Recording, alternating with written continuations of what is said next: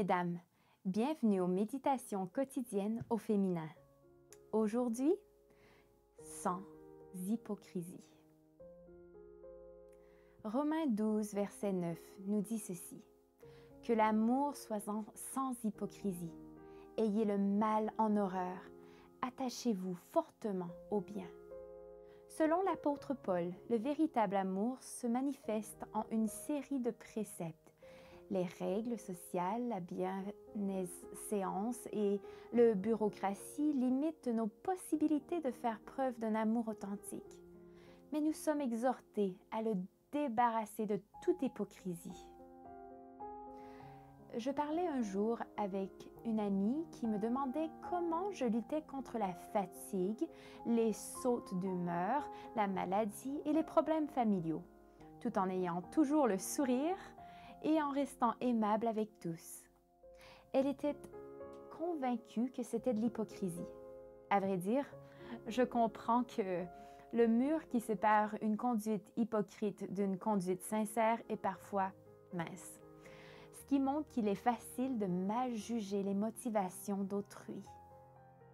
Jésus est notre exemple et il ne nous a pas laissés dans l'incertitude à ce sujet.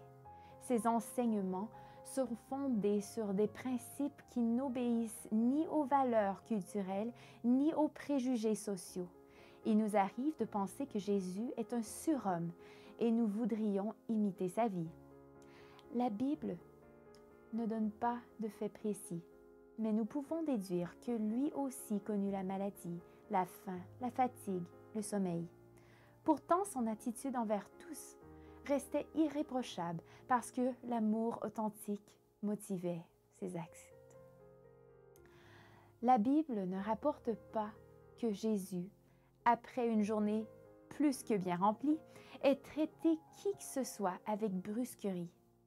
Même quand la fatigue l'accablait, il était toujours disposé à servir si quelqu'un avait besoin de lui. Mais il n'était pas un surhomme. Il recevait de son Père les forces pour aller de l'avant. Telle était la clé de son succès. Dieu t'aide à avoir le mal en horreur et à faire le bien. Il te donne les forces de répondre avec gentillesse, même quand tu n'es pas comprise. Il t'accorde la sérénité nécessaire pour faire preuve d'amour sincère, malgré les circonstances. Ne cesse pas de demander au Père cet amour authentique. L'amour ne se fatigue jamais de faire le bien. Bonne journée dans le Seigneur et à demain.